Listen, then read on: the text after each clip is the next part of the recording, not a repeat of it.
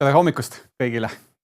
Mina olen siis Tarmo Eerik firmast Eesti Puurkaev ja täna paluti mul teha selline ettekanne, konverents, videosalvestus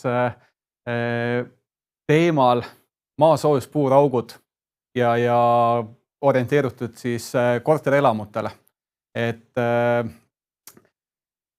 Räägin siis täna, kõigepealt räägin natukene endast ja siis räägin maasoojussüsteemidest laiemalt, kuidas neid rajatakse, kuhu rajatakse, kellele ja miks ja siis räägime, mis lahendusi turul on ja mis siin oodata veel on. Nagu ma mainisin, mina olen siis Tarmo firmast Eesti Puurkaev ja olen tegelenud maasoojussüsteemide puuraukudega 10 aastat. Olen ehitusliku taustaga, ehituse alal olnud siin pea 25 aastat ja tänaseks siis jõudnud natukene nissi alale või siis kitsamale alale ja tegeleme siis maasoojuspuuraukudega ja kogu sellega seonduvaga, et me mitte ainult ei puuri, vaid pakume siis oma klientidele nii nõustamist, projekteerimist, teostame tööd, paigaldame soojuspumbad ja ka aitame hilisema vajadusel hoolduse käigus. Kuidas ma sattusin selle juurde, oli ühe hea sõbra soovitusel, et sihuke põnev ala nagu maasoojuspuuraugud ja see oli siis 10 aastat tagasi praktiliselt maasoojuspuurauke Eestis tehti üksikuid. Esimesed maasoojuspuuraugud olid küll circa 20 aastat tagasi, aga ütleme 2013 aastal olid siis esimesed siuksed märgid ka riiklikult, et hakatakse soodustama maasoojuspuurauke ja idee siis tekkis meil 2015.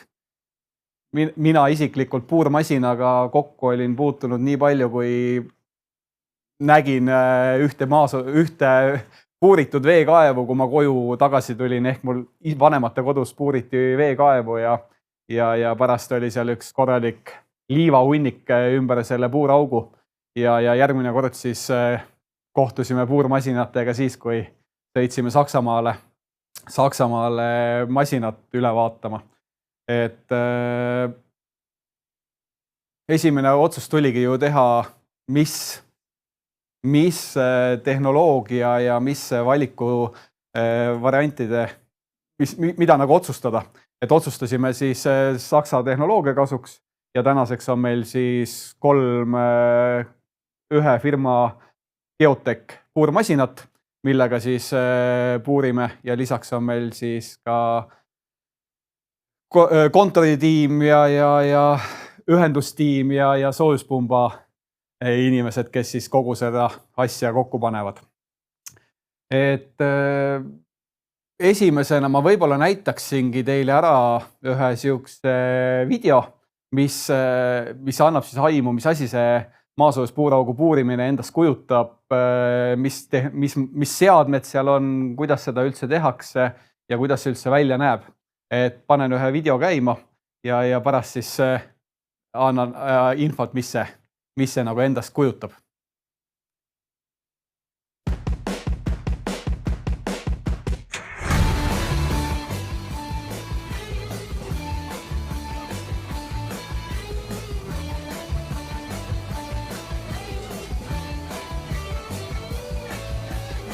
Oleme praegu ühel Nõmme objektil, kus siis puurime maakütet. Oleme tegutsenud pea 10 aastat Eestis ja spetsialiseerunud siis ainult maakütte puuraukudele. Pakume oma klientidele täislahendust, ehk siis algusest lõpuni projekteerime, puurime, ühendame puuraugud ja paigaldame soojuspumbad. Eesti Puurkaevul on 3 puurmasinat ja kõik on topeltpöördpeaga. Mis see topeltpöördpea tähendab? On siis see, et manteltoru ei jäeta maasse, vaid puuritakse koos manteltoruga ja manteltoru siis võetakse pärast puurimist välja. Miks see hea on? On hea selleks, et klient ei pea maksma selle metalli eest, mis sinna maha jäetakse ja lisaks saab oluliselt rohkem energiat sellest osast, kus muidu oleks metall maapinna ja maasoojuspuuraukude kollektori vahel. Kui vajalik sügavus on puuritud, paigaldatakse puurauku maakütte kollektor koos sementeerimistoruga. Sellepärast, et puurauku saaks ilusti täita altpoolt üles spetsiaalse seguga. See on spetsiaalne puuraugu segu, mis siis juhib sooja maapinnast kollektorini ja ei vigasta toru ja on elastne. Puurauk saab põhjast üles välja seguga täidetud, saab manteltoru üles võtta ja iseenesest puurauk ongi valmis. Maasoojuspuurauke puurime vastavalt siis projektile, vastavalt maja küttekoormusele, vastavalt asukohale sügavusega 50 kuni 150 meetrit. Antud juhul puurime 120 meetrised puuraugud. Manteltoru läheb maa sisse 60 meetrit, mis on üldjuhul üsnagi palju, aga meie topeltpöördpeaga masinatega teeme ka keerulisemad objektid ära üle Eesti.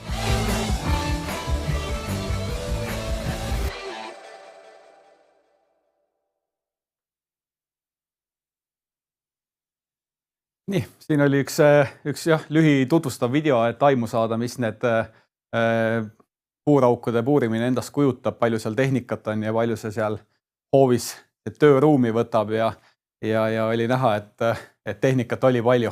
Et seal küll oli näha meil nii-öelda veega puurimine, lisaks on veel ka võimalik nii-öelda õhuga puurimist teostada. Aga millest me siis täna räägime?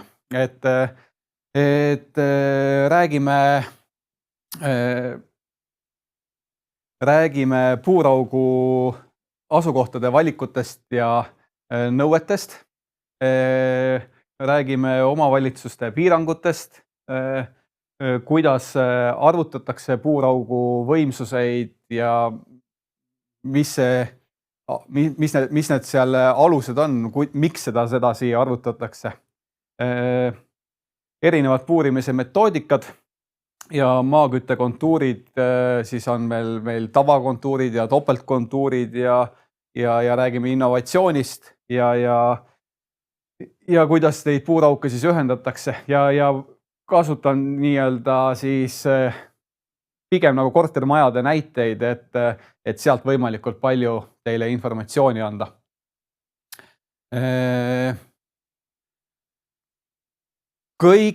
Kõige alus, ennem kui saab hakata maasoojuspuurauke projekteerima, on ikkagi tuleb välja mõelda see lahendus, mida me siis seal näha tahame ja kuidas see tööle peaks seal hakkama.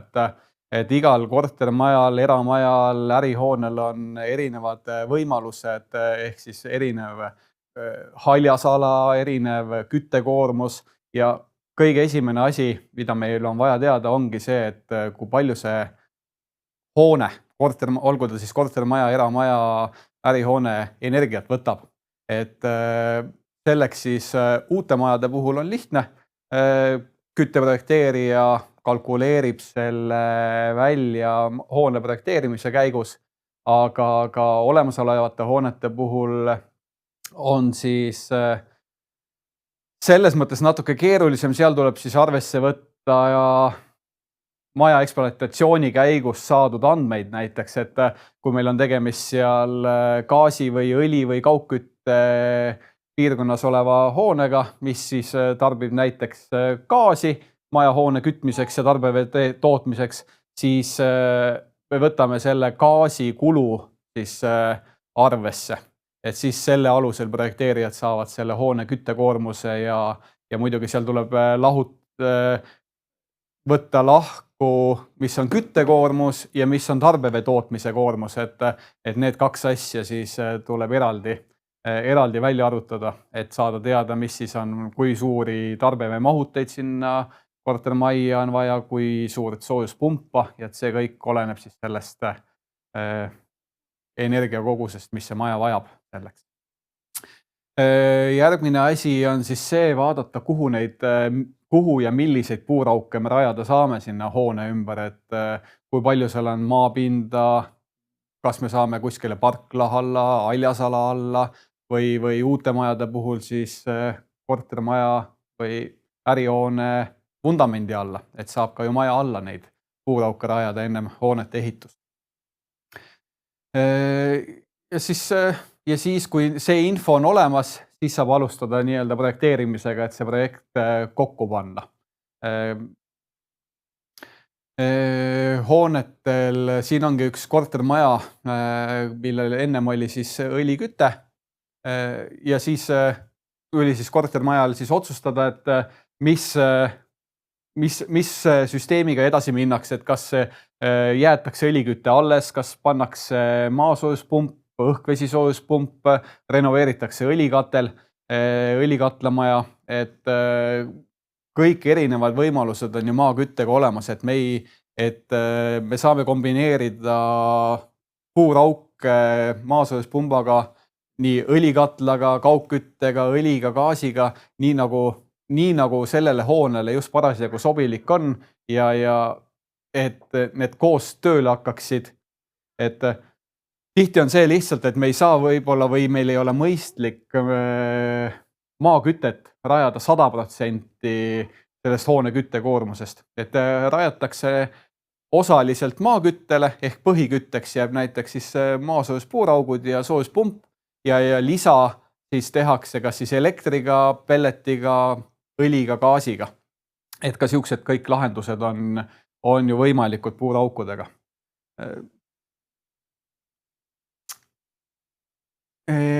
Tehnilised lahendused siis erinevates piirkondades, et mis puuraukusid üldse võimalik siis rajada on.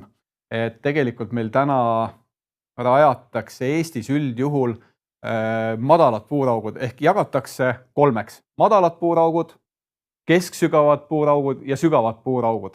Et madalad puuraugud on need, mida meil siin üldjuhul igal pool tehakse. Need on kuni paarisaja, 300 meetri sügavused puuraugud. Kesksügavad on juba need kuskil 500 000 meetrit ja sügavad puuraugud on siis seal kilomeetrites. Et päraspoole näitan ka, mõned pilootprojektid on Eestis juba teostatud ja mis on väga hea näide, et meil ikkagi hoolitakse keskkonnast ja tulevik on maakütte päralt. Ja nagu ma juba rääkisin, siis et kaugkütte või soojuspumpa me saame kombineerida ka teiste kütetega ja nii päikesega kui elektriga. Lisaks soojuspumpadega on võimalik teha ka ju jahutust, et puuraukudest me saame ka jahutust, et me tänapäeva hooned aina enam vajavad ka jahutust ja seda me saame puuraukudest üldjuhul isegi passiivselt, ehk me ei pea soojuspumpa käima panema selleks, et maja jahutada, ehk ainult ringluspumpadega võetakse maakontuurist jahedat vedelikku. See pumbatakse siis läbi soojusvahetite kas siis põrandatesse või kalorifeeridesse, jahutuspalkidesse majja ja millega siis jahutatakse täna enamus rajatavaid maaküttesüsteeme tehakse ka võimalusega, et sealt saab jahutust võtta, kuna jahutus on väga suure efektiivsusega maasest võttes, et ta võib olla circa 10 korda soodsam mõnest alternatiivsest, näiteks nendest konditsioneeridest või split-lahendustest. Räägin siis projekteerimisest, et juba andsin infot, et kuidas see protsess enne projekteerimist välja näeb. Nüüd siis selles, kuidas see projekteerimine üldse hoonete puhul Eestis ette on nähtud. Et kõige esimene asi, mis on vaja teha, on asukoha kooskõlastus. Ehk siis on kindel vorm, mis on vaja esitada kohalikule omavalitsusele sooviga, et sellele aadressile soovime paigutada maasoojuspuuraugud. Sinna avaldusele on vaja teha väike skeem juurde koos siis puuraukude planeeritava koguse ja sügavusega. See on sihuke lihtne avaldus, mis siis kohalik omavalitsus keskelt läbi 10 päeva jooksul tavaliselt annab oma vastuse ja üldjuhul on see positiivne vastus, et neid kohti, kus puurida ei tohi, on Eestis väga näpuotsaga. Et kui me 10 aastat tagasi alustasime, siis oli minu põhiülesande oli klientidega rääkida sellest, et tuli info, et puurauke ei tohi ju meil teha, et ma teame, et naabrimees küsis vallast või naabrimehel sõber ütles, et meil siin üldse ei tohi teha, et tegelikult esimesed 5 aastat põhimõtteliselt tegelesingi sellega, et klientidele tõestada, näidata, et jah, meil tohib puurida, meil saab lubasid, meil saab projekteerida ja saab ka teostada. Ja tänu sellele siis ütleme nüüd viimastel aegadel võib-olla 1-2 sellist tagasisidet tuleb, et kliendilt, et aga meil ju ei tohi, et neid kohti tegelikult on Eestis väga-väga vähe, kuhu ei tohi maasoojas puurauke puurida. Et kuhu ikkagi tohib hoonet ehitada, kuhu tohib rajada maja, sinna me üldjuhul saame rajada ka puuraukudega küttesüsteemi. Et infoks teile jah, et ei tasu peljata, küsige, vaatame üle vastavalt asukohale ja saame kindluse, et sinna tohib. Esimene asi siis, ma näitan ära, milline see asukoha kooskõlastuse fail on, et see on hästi selline lihtne fail, mida ära täita ja omavalitsusele ära saata. Et meil on need failid olemas, küsige ainult, täidame teile need paberid ära, saadame omavalitsusse ja jälgime, et nad ette antud tähtajaga neid vastused meile tagasi annaks ja saamegi edasi minna. Saamegi edasi minna juba siis lähemalt projektiga, et planeerida kuhu, kuidas ja miks. Et omavalitsustel on omad piirangud, erinevad omavalitsused, Tallinna linn, Viimsi vald, Harku vald, siis Saue vald, Lõuna-Eestis Tartu, eks ole, Tartu vald. Kõigil on mingid omad nüansid, mida nad siis soovivad seal projektis näha, mida nad lubavad, kuhu nad lubavad. Et seda peab nagu teadma projekteerija, seda peame ka meie teadma, et kui kliendile pakume välja lahenduse, et kuhu tohib puurida, kui sügavaid tohib puurida. Et toongi lihtsa näite, et näiteks Saue vallas võib olla juhus, kus me saame ainult 20 meetrit maasoojas puurauke puurida sügavaid, aga samas seal Saue vallas võib ka olla 30, 40, 50 meetrit.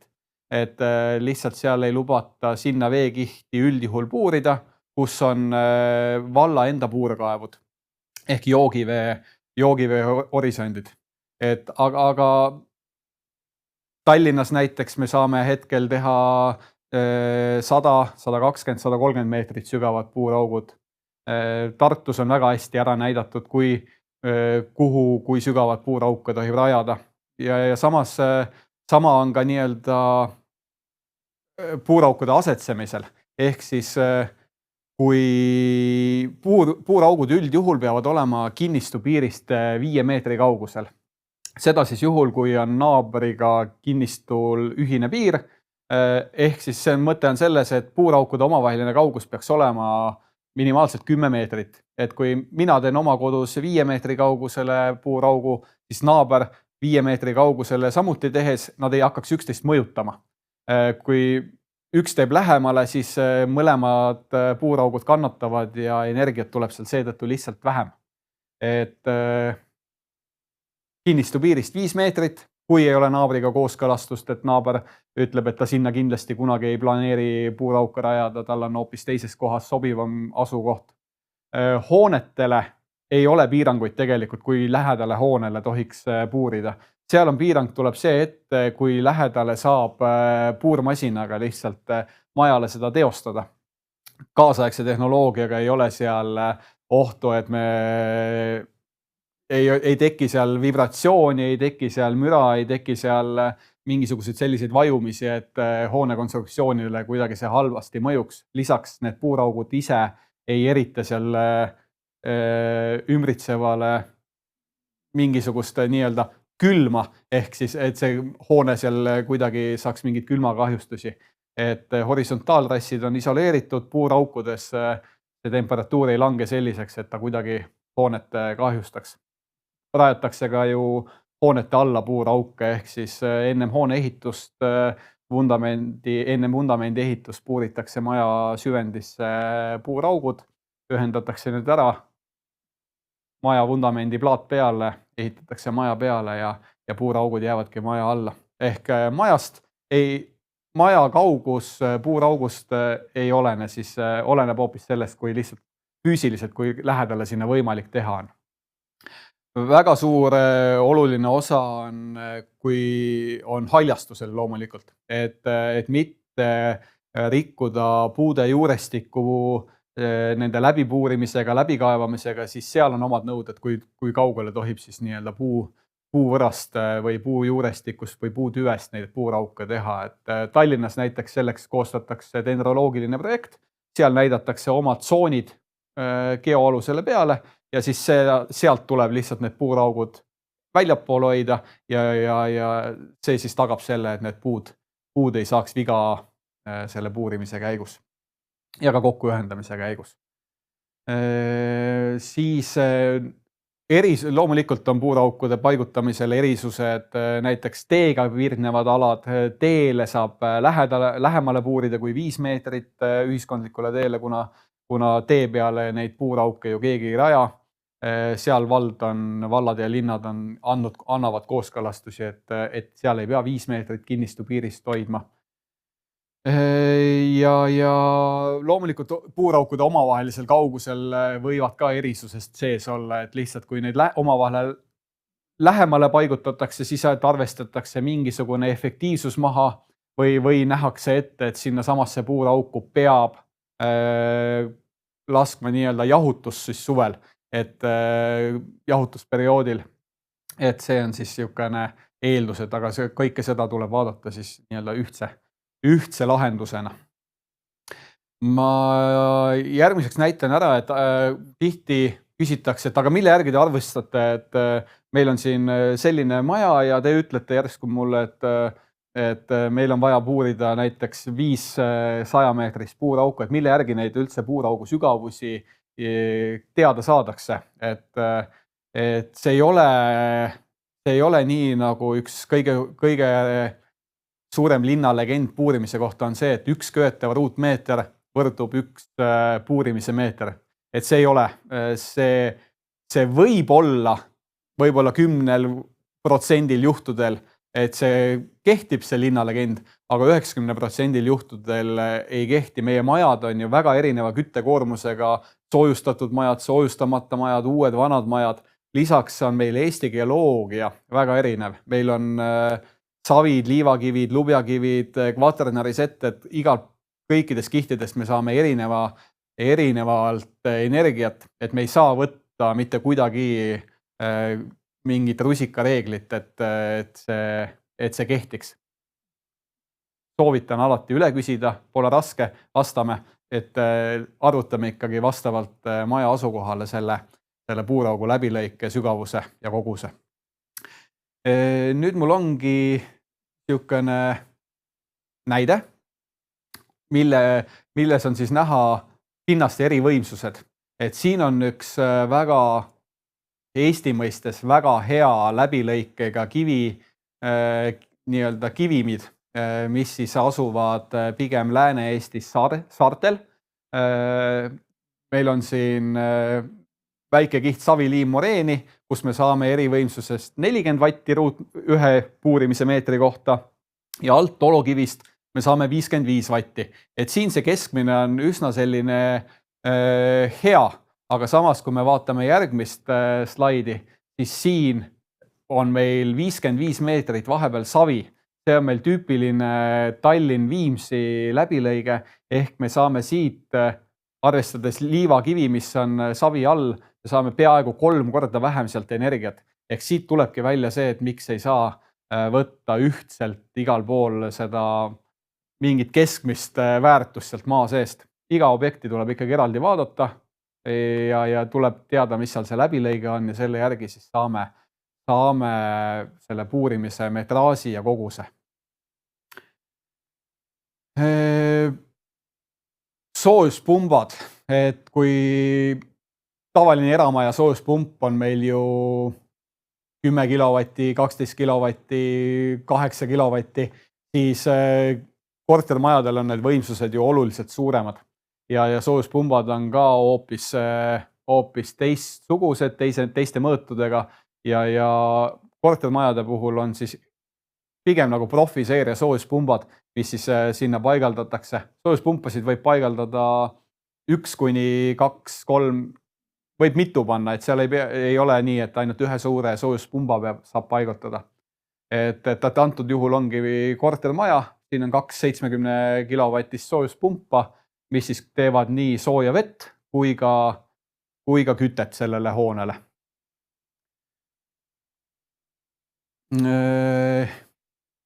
Siis kui projekteerimine on tehtud, siis kui ka puuraugud on näiteks seal majale tehtud, siis mitte vähem oluline ei ole kogu selle töö lõpetamine korrektse dokumentatsiooniga ka.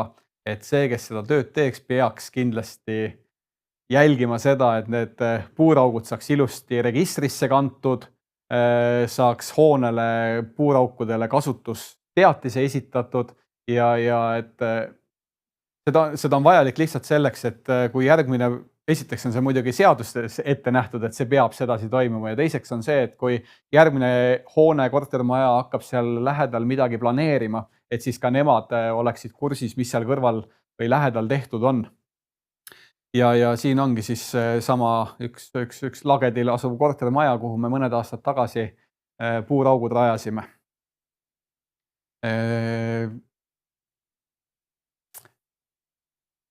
Maapõuest.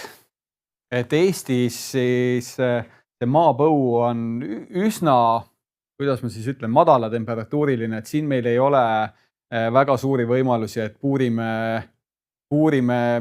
väga sügavale ja saame väga kõrgeid temperatuure, nagu näiteks siin Põhjamaades, Soomes, Rootsis see võimalik on. Et meil ikkagi see keskmine temperatuur seal 250 meetri sügavusel jääb kuni 9-11 kraadi.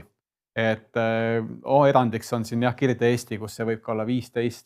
Ehk üldjuhul, kui me puurime need 100-150 meetrised puuraugud, siis seal seda temperatuuri kui sellist aluseks ei võeta. Seal võetakse ikkagi neid kivimeid, mis seal maa sees on. Ja seal kivimite sees siis seda vee hulka, kuidas selle liikuvus on ja selle järgi. Et kui me läheme juba edasi seal 400-500 meetriste puuraukude peale, siis seal tõesti on see temperatuuri juba kõrgem ja me arvestaks ka maa enda neid temperatuure, mis meil sealt võimalik on siis maa seest kätte saada. Aga jah, üldjuhul, kuni meil siin 100 meetri sügavuseni on meil üldjuhul 6-7 kraadi puhkeolekus siis, et see on selline keskmine temperatuur, mis sealt puuraugust tuleb ilma siis seda energiat ära võtmata.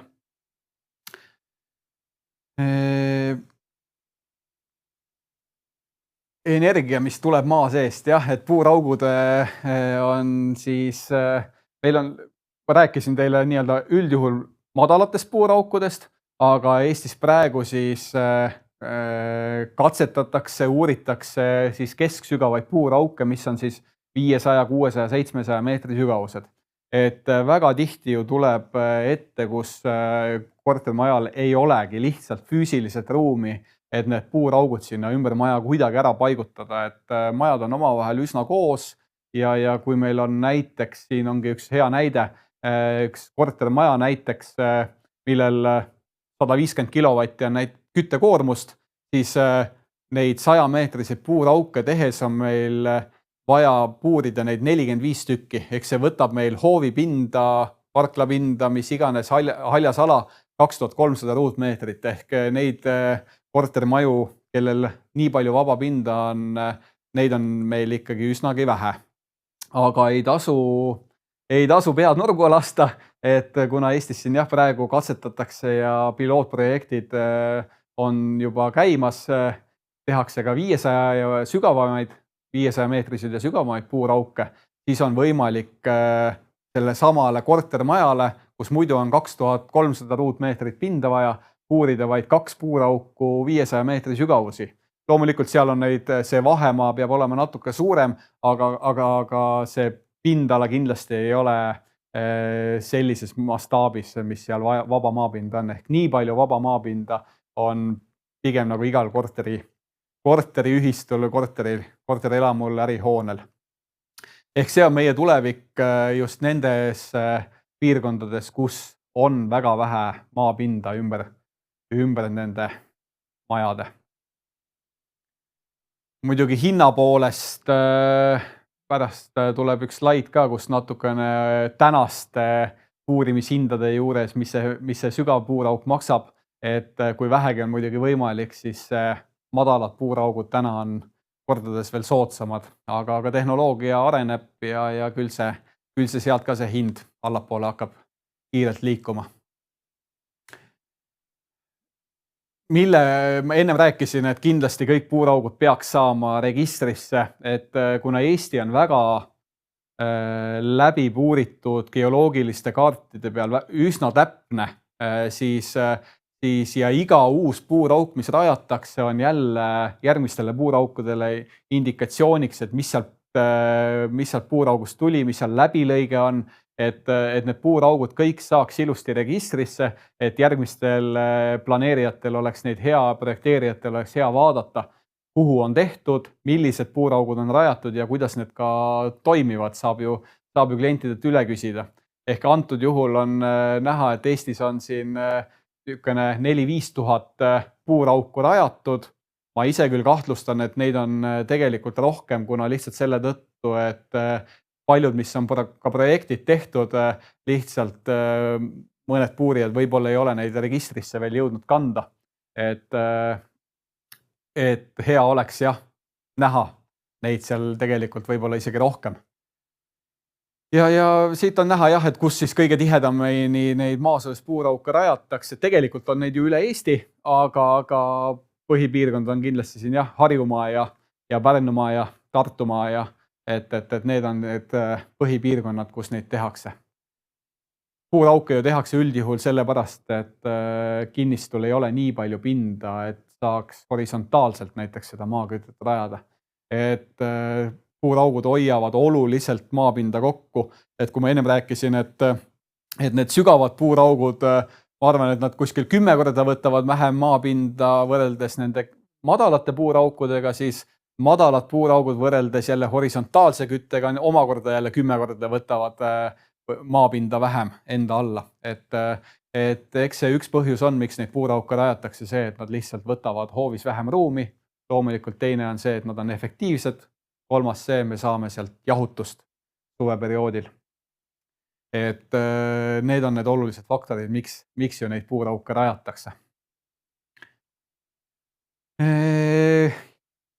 Nüüd on järgmine slaid on innovatsioonist. Et hiljuti toimus Tallinnas üks põnev konverents maa-alune innovatsioon kui majanduskasvu ja julgeoleku võti. Et seal olid need nüüd mõned huvitavad slaidid, mida ma siis teile siin ka edasi jagan, mis siis tutvustavad Eestis neid käimas olevaid suuri kesksügavaid puuraukude projekte. Et selline piloot nagu Geonest ja siis selle eelarve oli 3,8 miljonit, millest siis rajati 3 pilootjaama Taludevahe 16 Tallinnasse, Roosna-Allikule, Järvamaale ja Arbavere Lääne-Virumaal. Et need on nüüd siis sellised projektid, mis annavad meile kindlasti siin lähitulevikus juba infot, mis energiat me sealt sügavatest puuraukudest saame, kui tihedasti neid võib rajada ja et kuidas neid üldse tehakse ja mis nende konstruktsioonid ja asjad on. Et see on väga tervitatav sellised pilootprojektid, mis siin Eestis on praegu tehtud. Et esimene ongi siis siin kohe Taludevahe 16 Haaberstis Tallinnas, kuhu siis rajati üks 505 meetrine puurauk. Mu pilt on küll siin ees, aga aga sinna rajati 505 meetrine puuraugus temperatuur, mis jõuab ülesse, on 12 kraadi. Tegelikult seal puuraugus on see temperatuur väheke kõrgem, lihtsalt teekonnal maapinnale see temperatuur seal jahtub väheke. Ehk see kortermaja on seal 46 korterit, 4300 ruutmeetrit köötavat pinda ja soojuspump paigaldati sinna siis 74 kilovatine. Et ja selles puuraugus on siis topelt U-kontuur ehk siis 2 toru liigub alla ja 2 ülesse. Kui me vaatame selle ühe puuraugu maksumist, mis on 380 000, mis teeb circa 750 eurot äkki oli meetri kohta. Ehk siis see on selline päris kulukas, kui täna võtta, et puurimise meeter koos ühendamiste projektidega on seal võib-olla 60-70 eurot meeter on siis see madalate puuraukude tegemine. Aga see ongi pilootprojekt, see ongi esimene linnuke meil, et mis rajab siis teed ja kus siis saab nagu edasi minna. Et hetkel siis see süsteem seal töötab. Arvan, et selle talve saadab mööda ja siis on juba seal väga hea info, mis sealt siis päriselt sealt puuraugust energiat saab, palju seal siis see jahtumine on sügiseks ja kas see toidab kogu selle maja see üks puurauk ära või on seal veel siis nii-öelda juurde vaja neid. Et jah, kui me siit vaatame, et 74 kilovatti me saame sellest 500 meetrist, siis see on siis circa 150 vatti meetri kohta ja meil parimad kihid madalate puuraukudega olid mäletamist kuskil 50 vatti ühe meetri kohta, et 3 korda on siis see efektiivsus sügavatel puuraukudel suurem. Aga jah, kahjuks hetkel on see hinnavahe ka siis seal 10-kordne kahjuks veel. Aga küll ta läheb mõistlikumaks.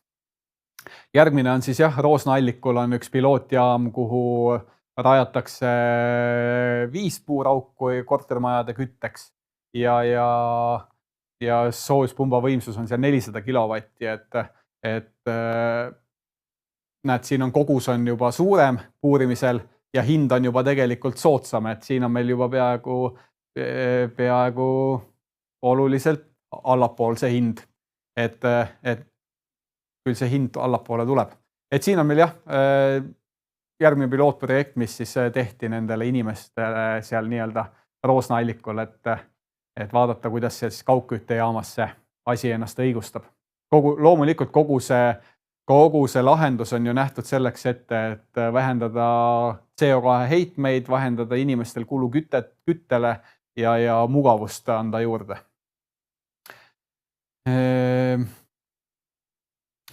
Järgmine on meil siis Arbaveres. Seal on veel sügavam puurauk, et 700 meetrine puurauk pluss siis horisontaalne kontuur. Ja Arbaveres on meil siis geoloogiateenistuse selline jaam, kus siis hoitakse puursüdamikke ja on seal teadusmaja.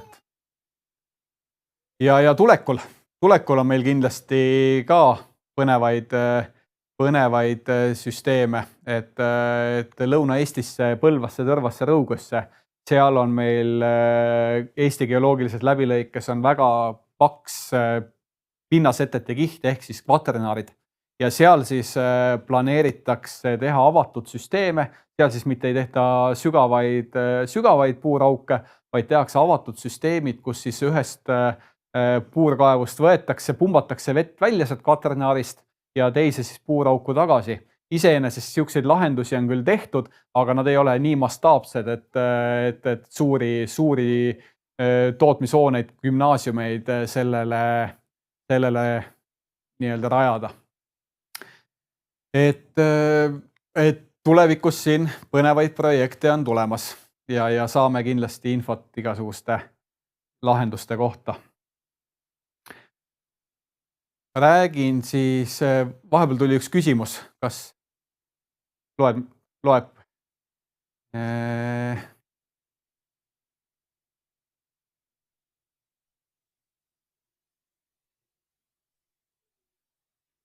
Küsimus on siis see, et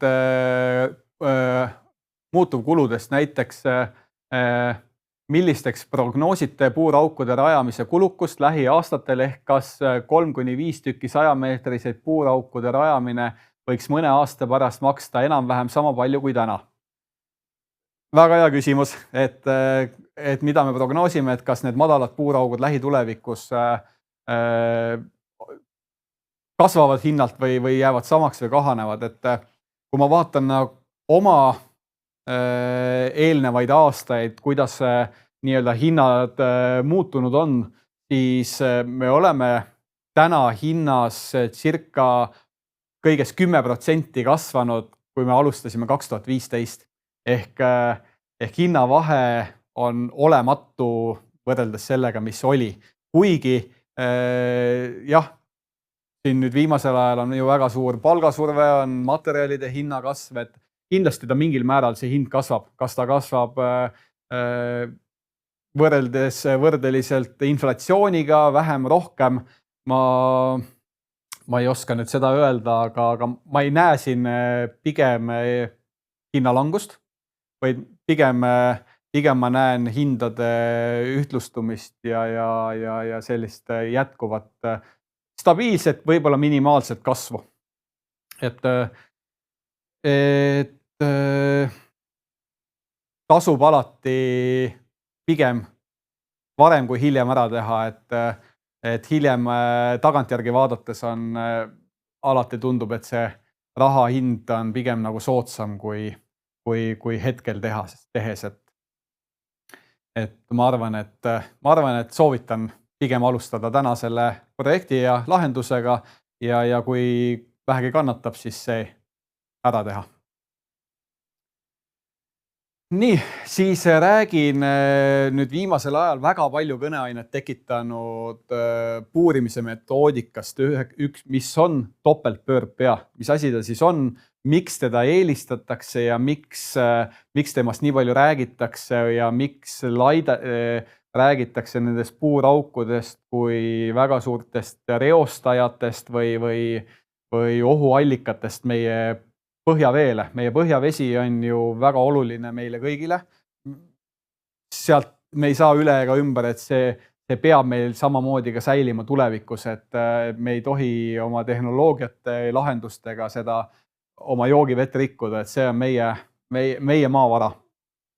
Ehk selleks tulebki siis luua turvalised puurimise meetodid, et neid erinevaid veekihte, veehorisonte, pinnavette, reostuseid omavahel kuidagi nad ei seguneks seal maa sees, et kõik kihid oleksid üksteisest isoleeritud. Selleks siis maasoojus puuraukude puurimisel üldjuhul soovitatakse kasutada topeltpöördpead. Topeltpöördpea annab meile selle võimaluse, et puurimise ajal paigaldatakse puuraukuga jämedam manteltoru, mis siis isoleerib erinevad veekihid ära. Peale seda, kui on maaküttetoru sinna maasoojus puurauku sisse paigaldatud, pumbatakse altpoolt üles kogu see puurauk segu täis, tõmmatakse see metalltoru sealt välja ja kogu see ava, mis sinna maa sisse puuritakse, on täidetud seguga. Tal ei ole mingisugust võimalust, et ta kuskilt manteltoru tagant need veekihid seguneksid. Ehk kui manteltoru jäetakse maa sisse, siis on väga lihtne reegel. Manteltoru tagune tuleb samuti tsementeerida täies ulatuses kinni vastavalt veeseadusele. Ehk siis tuleb puurida manteltorust 5 centimeetrit suurem avamaa sisse. Ennem edasi puurimist tuleb kogu see manteltoru tagune tsementatsioon teostada ja lisaks peab ootama, kuni see ära kuivab seal. Ja siis saab alles edasi puurida maakütet. Aga kahjuks nii-öelda ajakriitilistel või kasumlikkuse eesmärgil lihtsalt on see manteltoru tagust tsementatsiooni ei teostata, jäävad need veehorisondid lahti ja siis võib tekkida seal see probleem. See ei ole reegel, et seal tekib probleem, aga seal võib tekkida probleeme, et erinevad veekihid siis omavahel segunevad, aga topeltpöördpea siis annab selle võimaluse, et me tõmbame selle metalltoru sealt maa seest välja ja me välistame selle võimaluse, et seal on midagi tsementeerimata ja kuskile see segu ei jõua ja erinevad veekihid saavad saavad siis segatud.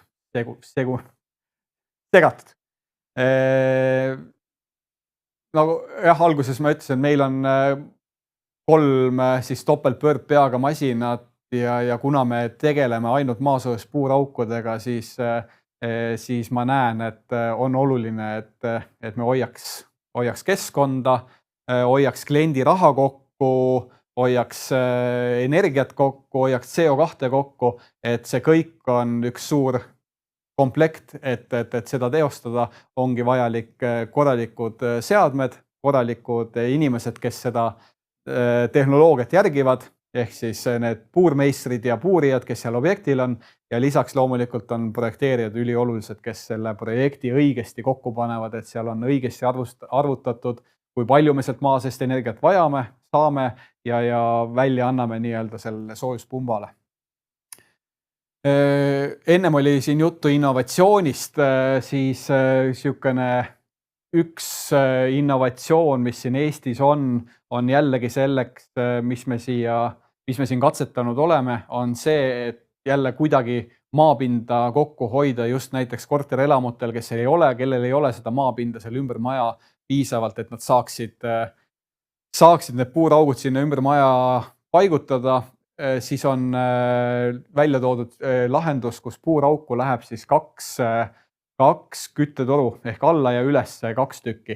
Et üldjuhul pannakse ju puurauku üks kontuur alla ja üles, mis on 40 mm läbimõõduga, aga siis on võimalik paigutada sinna puurauku 2 kontuuri, mille energiaväljastus on siis circa 10% parem. Et jah, tema hind hetkel, kõiki kindlasti huvitab see ka, et hetkel hind on tõesti kuskil 20% sellel lahendusel kallim, aga me hoiame jah, circa 10% maapinda kokku, et see on lihtsalt üks võimalus, kui on vajalik maapinda veel kokku hoida. Siin siis on väike foto sellest, kuidas seda topeltmaakontuuri paigaldatakse sinna maa sisse. Ja teine väga oluline meie keskkonna seisukohalt oli siis see tamponeerimine, puuraugu tamponeerimine, et seda on mõistlik siis teha lisatoruga ehk puurauku koos maaküttetoruga paigaldatakse sinna lisatamponeerimistoru, mille kaudu siis segupumbaga pumbatakse altpoolt see segu ülesse kuni maapinnani, et kõik vahed ja sooned saaks seda segu täis. See on siis jälle meie keskkonna seisukohalt oluline teadmine. Et siin ongi näha, et läheb kahe seadme pealt lastakse need maaküttetoru ja koos see tamponeerimistoru sinna maa sisse. Puuraukude ühendamisest veel, et puuraugud ju nii-öelda õues puuritakse valmis, siis on nad kuidagi vaja kokku ühendada. Ehk selleks siis on erinevad variandid, kas kõik puuraugud tuuakse tehnoruumi eraldi tuppa, tehnoruumis siis lähevad nad kollektorisse, õues on kollektorkaevud, et kõik neid variante on erinevaid, kuidas neid ühendatakse. Ja puurauke ju saab, nagu ma ennist ütlesin, et rajada nii hoonete alla, haljasaladele, parklate alla, et näiteks Tallinnas kõigile teada laevamaja Paldiski maanteel Rocca al Mares. Sinna siis 2016 aastal rajasime puuraugud maja hoone alla, et see oli meie nii-öelda esimene pilootprojekt ja pärast seda on veel mitmeid hooneid tulnud, nii Pirital üks ärihoone ja Tartus, et kuhu siis hoonete alla need puuraugud rajatakse. Et nagu näha, et ega sellel laevamajal seal mingit kinnistupinda vaba seal ei olnud, et ainuke variant oligi siis ennem hoone ehitus sinna hoone alla teha. Seal on siis puuraugud koos gaasiküttega lahenduses ja puuraugud siis talvel kütavad ja suvel jahutavad hoonet.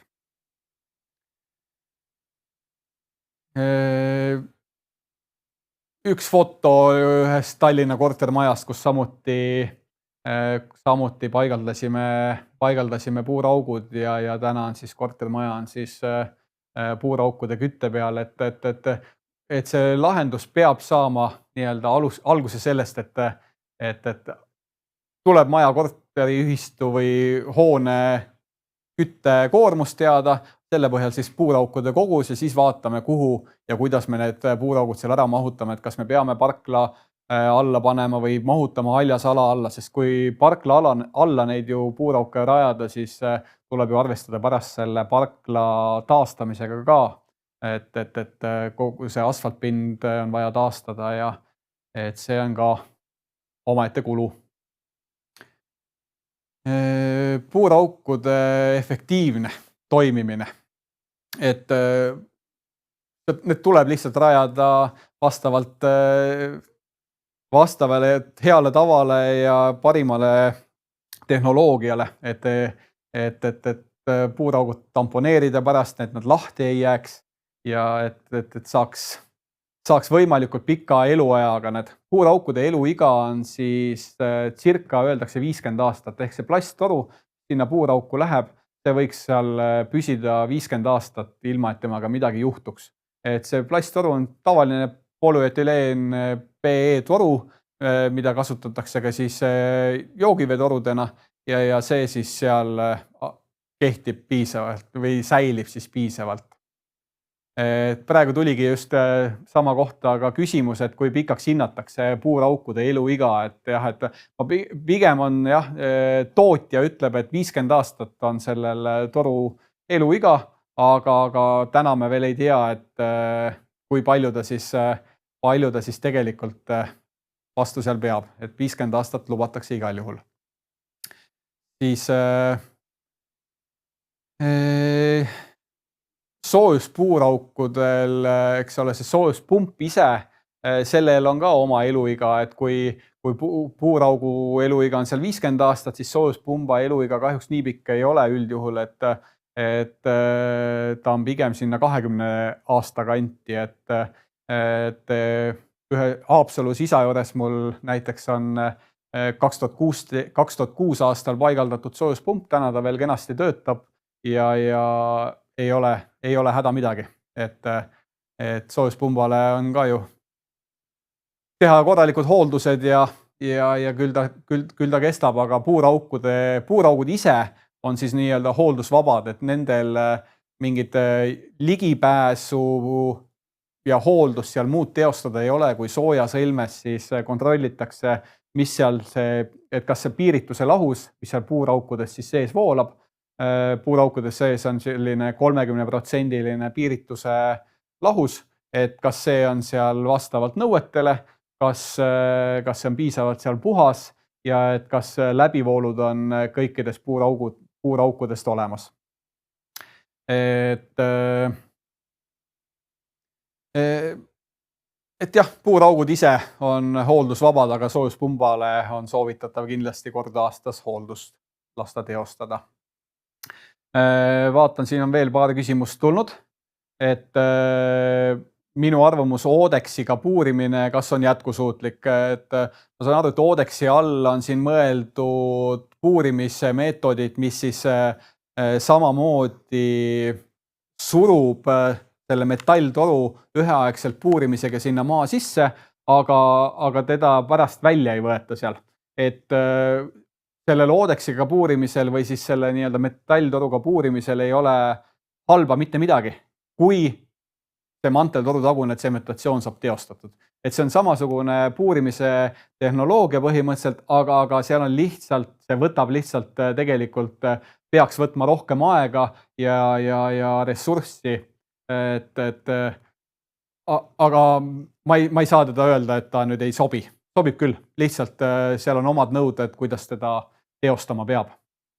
Et kui mul midagi selgusetuks jäi, mis ma mõtlesin, siis küsige uuesti ja proovin veel selgitada. Jah, et siin oli Odex on Atlas Copco toode ja ei teagi, kas Eestis enam sellega puuriks. Et jah, et Odexiga üldjuhul ega Eestis ei puuritagi, et see Odex on pigem Põhjamaade teema, kus on kõvad kivimid nagu graniit. Seal puuritakse pigem Odexiga. Eestis meil ikkagi puuritakse selliselt, et mantliking ise siis puurib selle pinnase lahti ja see lihtsalt see metalltoru jääb maha, aga toon veel kord, et oma mõtte, et kui metalltoru jääb maha, siis peab teostama manteltoruse taguse sementatsiooni. Kui metalltoru välja võetakse, siis tamponeeritakse see puurauk seestpoolt ja kui metalltoru välja võetakse, kogu see segu vajub nii-öelda pinnase sisse ja on isoleeritud. Siis on veel siin vahepeal teine küsimus, et kas on teada, kas maast saadav soojus ajas väheneb, eriti juhul, kui sellega toimib ainult kütmine, jahutussüsteemi hoonel ei ole, eriti juhul, kui tegemist on hoone aluste aukudega. Kuna puuraugud ei ole mõeldud või nende töö või põhimõte ei seisne selles, et nad ei võta päikesesoojust ehk nemad ei vaja suvel maapinna temperatuuri taastumist, nagu on horisontaalne maaküte. Horisontaalse maaküttele on see, et suvel päikeseenergia peab selle maapinna uuesti üles soojendama ja sellega saab see horisontaalne küte uuesti oma energiat. Aga puuraukudes ei ole seda, et see temperatuur seal peaks taastuma mingitki määral päikese jõul. See energia tuleb ikkagi sealt maa seest, erinevatest veekihtidest, kas siis need veekihid näiteks seal lubjakivi või liivakivi sees, seal vesi liigub seal maa sees, ta kannab siis selle madalama temperatuuriga energia sealt eemale ja taastab siis selle puuraugu ümbruses selle temperatuuri. Aja jooksul, kui puuraugud on õigesti dimensioneeritud, siis nende efektiivsus, mina ei ole märganud nende langust. Et on endal ka kodus selline lahendus olemas ja seal puuraukude efektiivsus või siis nii-öelda see temperatuur langeb tema töötsükli käigus. Ehk kui soojuspump läheb käima, hakkab puuraugust energiat võtma, esialgu see temperatuur on seal, oletame näiteks 4, 5, 6 kraadi, ütleme 5 kraadi, soojuspump töötab seal 2-3 tundi, temperatuur puuraugus võib-olla langeb seal näiteks 3 kraadi peale, siis soojuspump puhkeasendis, puhketsüklis puhkab ka siis see maapind ja kui järgmine kord soojuspump jälle tööle läheb, siis see temperatuur on seal maapinnas taastunud. Ja ei ole ka niimoodi, et näiteks, et meil alati talvel on seal üks temperatuur, suvel teine temperatuur. Seal maa sees on ka erinevad nii-öelda liikumised asjad, et ma olen märganud endal kodus näiteks suvel, mul võib tulla näiteks puuraugust 4 kraadi, talvel võib sealt 5 kraadi tulla. Et see nii-öelda taastumine on seal natukene nagu erinev. Aga jah, et aastate lõikes see keskmine on seal sama ja et mina ei ole märganud, et seal oleks kellelgi aastate lõiges see efektiivsus nagu madalamaks läinud. Siis järgmine küsimus, et kui tihti juhtub, et vast rajatud puuraukudega sooja varustussüsteemi puhul näiteks poole talve peal enam on energia otsas, ehk siis energiakulu ja maa seest saadav energia pole täpselt arvestatud. Oma kogemusest võin öelda, et seda juhtub harva. Et seda juhtub pigem siis, kui on näiteks valed algandmed. Et näiteks hoone kütteprojekteerija on teinud väikse vea kuskil, et ehitatakse näiteks hoonele hoopis midagi juurde. Et esialgu meil on seal kütta vaja 200 ruutmeetrit, aga pärast klient näiteks ehitab sinna mingi osa juurde ja siis seetõttu see energia saab seal, mitte energia ei saa nagu otsa, vaid see efektiivsus siis langeb, eks ole, et meil ei tule seal uue töötsükli alguses enam seal 5 kraadi, vaid tuleb 3 kraadi või 2 kraadi maa seest sinna soojuspumpa see primaarenergia sisse. Et kui on õigesti kalkuleeritud, kui kõik projekteerijad on teinud õiged kalkulatsioonid, maja küttekoormused on õiged, maasoojus puuraukude projekteerija on vaadanud täpselt selle asukoha peale, kus see hoone asub, mis seal see läbilõige on ja seal ei ole mingisugust riket, et see maapind ei olegi täpselt selline, mis seal projektis on, kui on mingi selline rike, siis sellest ju peaks puurija andma ka kliendile, omanikule, tellijale teada, et meil on selle koha peal on hoopis natuke teistsugune läbilõige, me ei saa võib-olla siit nii palju energiat või vastupidi, me saame hoopis siit oluliselt rohkem võib-olla energiat, kuna meil näiteks seda savikihti on seal vahepeal vähem, et siis võib-olla me ei peagi nii palju puurima ja saab selle teistpidi samamoodi üle vaadata. Aga kui on kõik õigesti projekteeritud, planeeritud, siis ei saa see energia sealt niimoodi poole kütteperioodi jooksul otsa saada. Nii, küsimusi vist hetkel rohkem ei ole.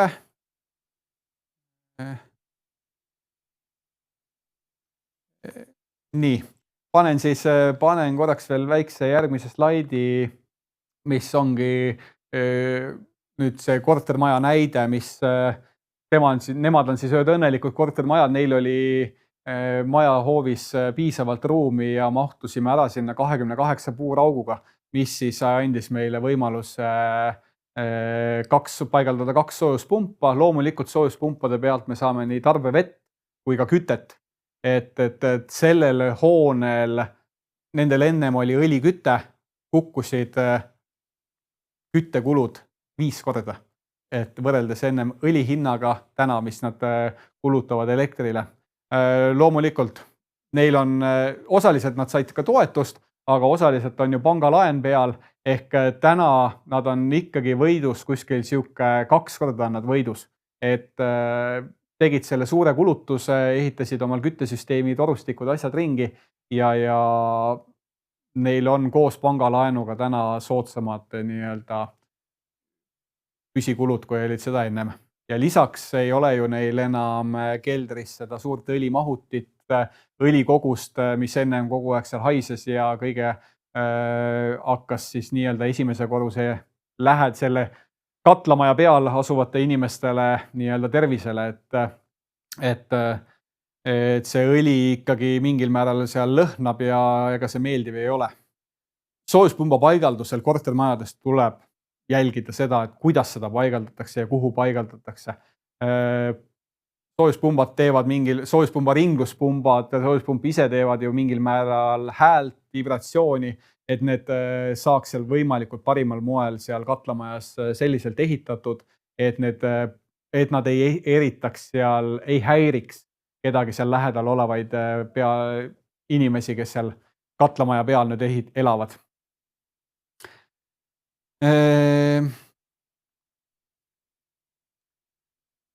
Õppetunnid. Eks need õppetunnid ongi need, mis tulevad aja jooksul kogemustega ja pigem need õppetunnid on nagu minule kui puurijale, kui kogu selle projekti läbiviijale, et mida saaks alati järgmise kliendi juures paremini teha ja neid ja jälgida, ja kõige parem, veel kord kordan, alati on õige projekteerimine, kiirustada ei maksa, leida parimad projekteerijad, parimad lahendused, et siis saab see süsteem kauakestev ja efektiivne ja turvaline. Loen ühe küsimuse ette, et kas Eestis tehakse ka nii nimetatud proovikaevusid ennem suurema projekti arvestamist, et saada teada ühest kaevust saada võimalik energiakogus. Tegelikult on tehtud, on siuksed suured objektid, väga suured, need pigem isegi ei ole mitte need tavakortermajad, vaid on pigem suured ärihooned, mingid linnakud, kus siis tehakse tõesti mõned puuraugud, paigaldatakse sinna sisse andurid, mis siis annavad infot, mis temperatuurid seal on erinevatel sügavustel, sealt puuraukudest siis võetakse energiat, üritatakse seda jahutada ja siis selle tulemusel siis saadakse täpseni info, et tegelikult ka, et kui palju me siis sealt puuraugust tegelikult energiat hakkame tulevikus saama. Aga seda on jah mõistlik teha seal, ütleme, seal sadades kilovattides võimsuste juures. Ja kohtades siis, kus on natukene vähe puuritud või ei ole see info täielik, et kui on piirkond, kus on mitmele hoonele juba puuraugud rajatud, siis seal ei ole võib-olla mõistlik seda eelkaardistamist teha, aga alati suuremate objektide puhul, miks mitte. Väga tervitatav lahendus ja tean, et praegu paaris kohas on Eestis nii-öelda ka mõõdetakse seda. Seda 48 korteriga elamut me tegime seda nüüd tänaseks 3 aastat tagasi ja seal hinnaks mäletamist mööda oli kusagil 300 000 eurot koos käibemaksuga oli siis puuraugud, soojuspump, nii-öelda see katlamaja väljaehitus, et suurusjärk sellise hinnaga oli see hoone seal. Soojuspumba efektiivsus ehk siis COP või COOP on siis nii-öelda hooajaline ja efektiivsus, et COP kortermajade puhul on üldjuhul seal kuskil 4 kandis. Et see efektiivsus ju peab arvestama seda, mis see maja enda temperatuurid, mida ta vajab, et mida paremini soojustatud maja, seda madalamate temperatuuridega me saame soojuspumbast sinna seda maja kütta ja seda efektiivsem soojuspump on.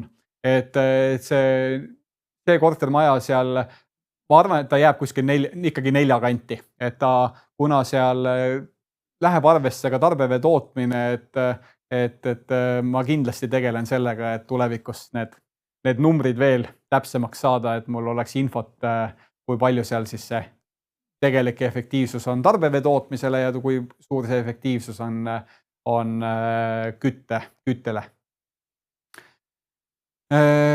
Konkurents Eestis, selline põnev küsimus. Konkurents Eestis on, mis on tervitatav. Konkurents on alati hea. Et Eestis puurijaid kokku on kuskil siuke 10 kandis. Et kui meie alustasime, mul ei lähe see kunagi meelest ära, kui me 2016 aastal olin oma esimesel objektil, tegime maasoojus puurauke, puurisime ja siis ma sain telefonikõne ja sain siukse poolsõimava telefonikõne, et kuidas ma üldse, mis ma endast mõtlen, et siia Eestisse nüüd veel üks puurimisfirma teha, et miks ma seda teen, et siin pole tööd, siin pole neilgi tööd, kes siin juba turul on ja et millega ma seda põhjendan. Ja ma põhjendangi seda sellega oma töö kvaliteedi ja töö mõtetega, et me soovime pakkuda parimat lahendust, nii-öelda kogu lahendust kliendile, et klient saab kogu informatsiooni praktiliselt ühest kohast. Kui meil ei ole mõnda projekteerijat, näiteks kütteprojekteerijat, siis me oskame soovitada, kelle juurde pöörduda. Teostame ise omal puurimistööd, ühendustööd, soojuspumba paigaldused ja pärast soojuspumba hoolduse anname oma heale koostööpartnerile, kes siis seda maja jälgib ja hooldab seal. Et me soovimegi pakkuda nii-öelda kogu seda lahendust oma klientidele ja konkurentides seda paremini teha, et ega siis iga ettevõtte mõte on see, et teha kellekski paremini või miks siis turul olla, kui mitte selleks, et olla teistele võib-olla eeskujuks. Minu soov on küll, et teised saaksid meist võib-olla eeskuju võtta. Et on mõned uued puurmasinad tulnudki just selles valguses, et neid nii nimetatud Oodexi masinaid enam nii võib-olla ei soosita või siis on nendega raskem puurida, et nad võtavad tegelikult rohkem ressurssi ja aega, kui neid teha vastavalt nõuetele neid maasoojuspuurauke. Et on konkurentsi keskmiselt 10 puurimisettevõtet Eestis, suuri on nendest 4-5 ja siis ütleme 3-4 on selliseid ikkagi tõsised konkurendid, kes siin ikkagi igapäevaselt objektide üle siis konkureerivad. Et suuremate objektide puhul on vahest lihtsam konkureerida, kuna seal on vaja rohkem tehnoloogiat, rohkem masinaid, rohkem teadmisi, rohkem kiiremat reageerimist ja kindlasti üks väga oluline aspekt on nii-öelda see kontori pool ehk siis kogu see paberimajandus, et üks pool on see puurimise osa, teine pool on see, et kogu see paberimajandus lõpeks sellena, et see kogu see paberid lõpuks jõuaksid sinna maale, et oleks võimalik ka kasutusluba nendele puuraukudele väljastada. Puuraukudele väljastatakse küll kasutusteatis, aga ta on ehitusloaga lahendus. Tulge ja võime ka objektil niisama inimestega niimoodi tutvustada kogu seda lahendust, et meil midagi seal saladust ei ole. Teeme tihti oma töödest videosid, pilte, fotosid, anname inimestele võimalust, et kes asjast tõesti huvitatud on, tulge meile objektile, saate vaadata. Oleme kutsunud endale objektile üle vaatama meie tööd Keskkonnaameti projekteerijad, Tallinna linnavalitsuse, erinevad ametnikud, kes aga huvi tunnevad, et see süsteem oleks nii-öelda meie keskkonnale ohutu, et tulge ja vaadake, et kuidas tegelikult neid asju tehakse ja saate ka natukene aimu, et miks see töö tegelikult suhteliselt kallis on, et ega ta odav töö ei ole, aga pikas plaanis me saame sealt ikkagi väga efektiivselt nii kütet, jahutust ja ta on nii-öelda ruumisäästlik ja hoiame kokku CO2.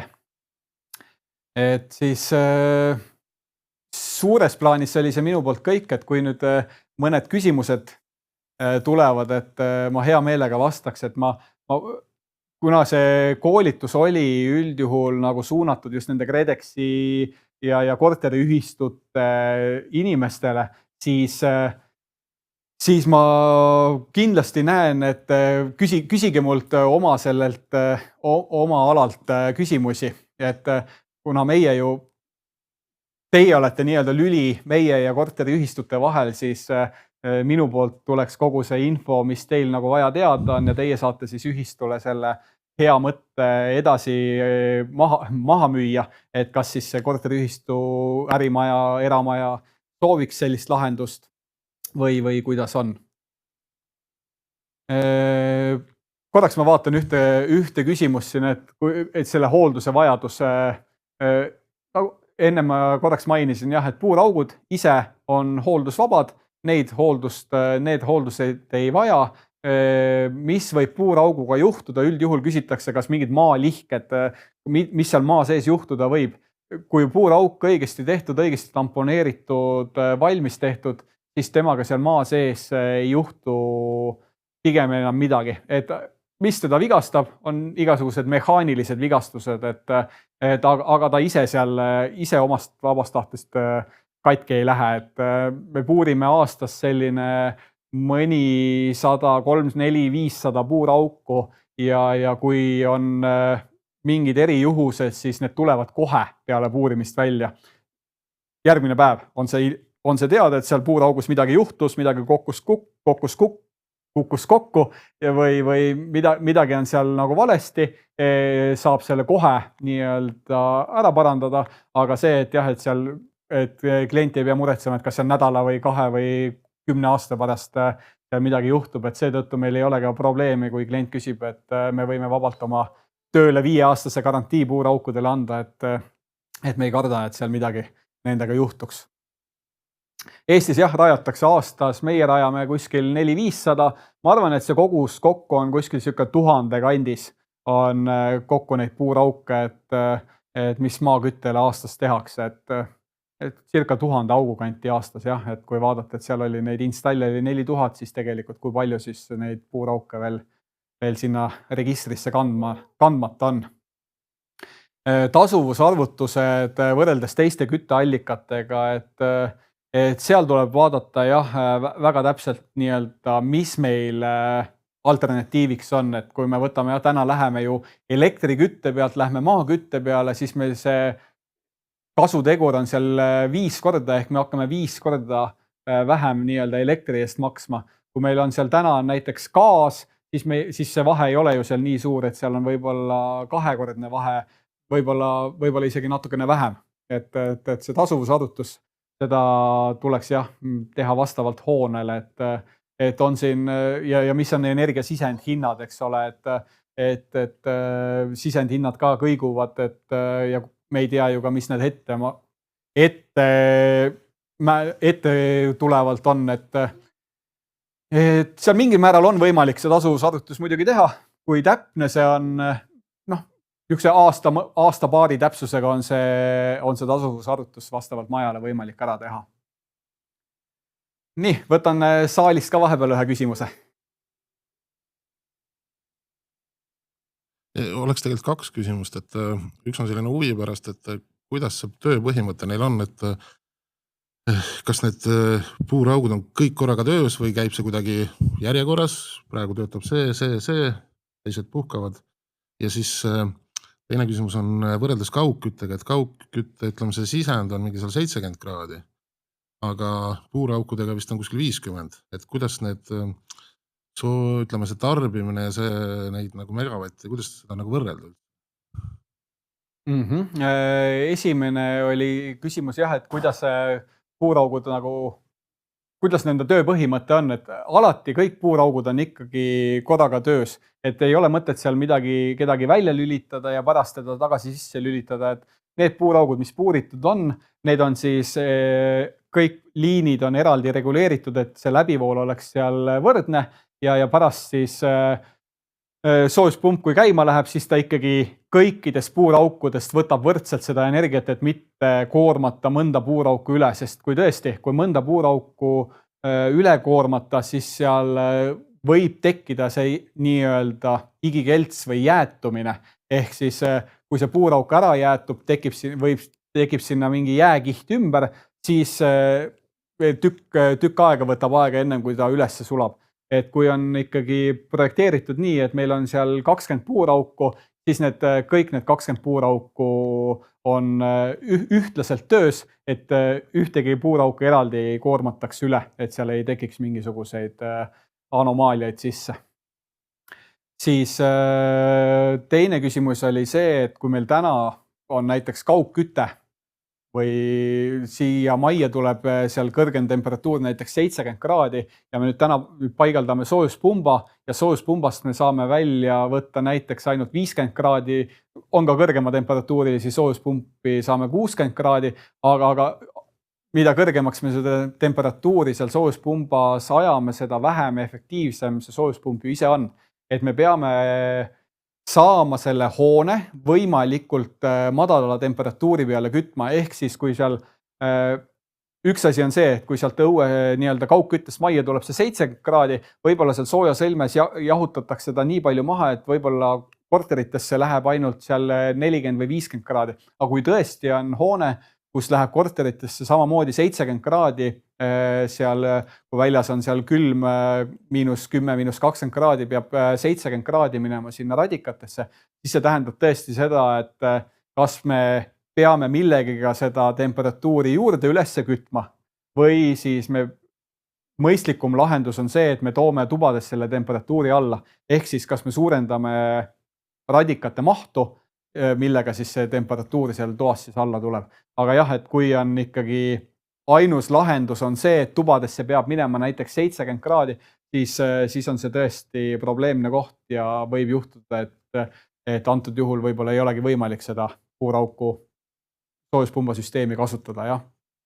Aga omast kogemusest radikaid on võimalik alati suuremaks panna, siis nende nii-öelda väljundvõimsus suureneb, temperatuur, pealevoolu temperatuur langeb ja sellega siis saavutame selle, et me saame ikkagi soojuspumpadega seda maja kütta. Oli. Nii, maja alused puuraugud, et kui toru elueaks tootja annab 50 aastat ja maja eluiga on 100 aastat, mis saab siis 60 aasta järel paigaldatud toru katki läheb? Ja, et kui ikkagi see toru seal katki läheb, siis seda seal maja all kuidagi parandada ei saa. Et isegi kui see puurauk on siin meil hoovis, ega me seal ka teda nii-öelda parandada või vahetada ei saa, et kui on puurauk maa seest katki, siis ta on katki, siis tuleb lihtsalt ainuke variant on uus puurauk teha. Hoone alla jah, kui hoone seal peal on, siis me ei saa seda uut puurauku sinna rajada, aga hetkel minu ikkagi lootus on see, et 50, pigem juba 5 aasta pärast me saame puurida ka neid 500-meetriseid puurauke, ehk siis kui näiteks täna rajatud või 5 aasta pärast rajatud hoonetel on need 50 aastat maasoojus puuraukude eluiga läbi, siis on kas sügavad puuraugud või on juba veel põnevamaid lahendusi, mida hoopis selle kütte asemele paigutatakse. Küsimus, et kui juhused, kus U-kontuuri alumine U-moodul on jooksma hakanud 10 aastat hiljem, et siin ma saan aru, et on mõeldud seda, et U-kontuuri all seal on põkkkeevitus, millega tehakse siis see tagasipööre seal puuraugus. See on tehase poolt tegelikult valmistatud. Et ma olen kuulnud juhuseid, kus pigem neid põkkkeevitusi tehakse objektil koha peal, et ei tule tehasest, nad ei ole eelnevalt testitud, aga ja me ise oleme katsetanud mitmeid katseid, kus me sulatame, teeme põkkkeevitusi, me sulatame ühendusmuffidega neid maaküttetorusid kokku ja siis proovime neid nagu üle survestada, proovime neid katki tõmmata, siis see ühenduse koht on üldjuhul tugevam kui see toru, et ta pigem mitte ei lähe sealt põkkkeevituse juurest või sealt ühenduspõlve juurest, vaid ta läheb, toru ise venib katki hoopis. Et alati võib juhuseid olla, kus midagi juhtub seal aastaid hiljem, aga ma pigem kahtlustaks, et võib-olla see probleem oli, mingi defekt oli sealt algusest peale, et meie näiteks ennem, kui see maaküttetoru sinna puurauku jõuab sisse ja kliendile üle anname, me survestame teda 4 korda. Ehk tehases survestatakse, see maaküttetoru ära katsetatakse. Ennem puurauku panekut me katsetame selle toru ära. Peale puuraugu tamponeerimist me katsetame selle toru ära ja 4. korda katsetame siis, kui on soojuspumba käivitus ja soojuspumba survestamine. Ehk 4 korda ennem, kui kliendile põhimõtteliselt see puurauk üle antakse, katsetame, et kas meie töö on olnud kvaliteetne. Et lihtsalt, et igat järgmist etappi, mis seal töö on, et sellega midagi ei oleks seal juhtunud nii-öelda selle puuraukude või trassidega. Kas on mõistlik rajada tipukoormustele mingid alternatiivkütted? Tihtipeale on, et kortermajad, ärihooned, eramajade puhul ma pigem ei näe seda mõtet. Eramajade puhul ikkagi dimensioneeriks seal 100%, et meil ikka seal 21 kraadi juures Harjumaal ja 24-5 kraadi juures Lõuna-Eestis oleks meil ikkagi maa seest kogu see vajalik energia ja soojuspumba võimsus oleks ikkagi hoone energia võimsusega vastav, et eramajade puhul ma ei näeks mingit tipukoormust, kuigi eramajade puhul väikestes soojuspumpades on alati ka elektriküttekatel sees, elektritenn, mis siis aitab vajadusel. Aga suuremate hoonete puhul meil tõesti ei pruugi olla mõistlik seal 100% maasoojuspuuraukude peale või maakütte peale paigaldada, et seal, kui on näiteks olemasolev kütte, näiteks gaas või pellet või puit, et siis külmemate ilmade puhul, kui tarbija näeb, et seal hakkab temperatuur langema, et soojuspump enam ei jõua, siis on mõistlik see kasutada siis näiteks gaasikütet alternatiivina ja juurde anda, et see keskmine niisugune protsent, mida tehakse kortermajade puhul, tugevamad muidugi teevad samamoodi 100%, aga kes iga protsent, et sinna 100% ligidale jõuda, see on üsna suure kulumääraga, et võib-olla tõesti tasub seal niisugune 70-80% seda maksimum tipukoormust nagu püüda ja ülejäänud siis mingi alternatiiviga, kui seal on alternatiiv. Loomulikult, kui ei ole alternatiivi, siis peaks ikkagi püüdma kas maaküttega või siis jätta näiteks elektri peale see tipukoormus. Nii, aga kui rohkem küsimusi ei tule, siis tänan teid kõiki vaatamast, kuulamast, osa võtmast ja video läheb ka üles YouTube'i ja kodulehele, et ka hiljem seda järgi vaadata ja kui on mulle küsimusi, siin on mu emaili aadress, mulle võib alati kirjutada ja saame helistada, kodulehe pealt on minu telefon ka leitav ja saame helistada, arutada ja leida teile parima lahenduse. Aitäh teile!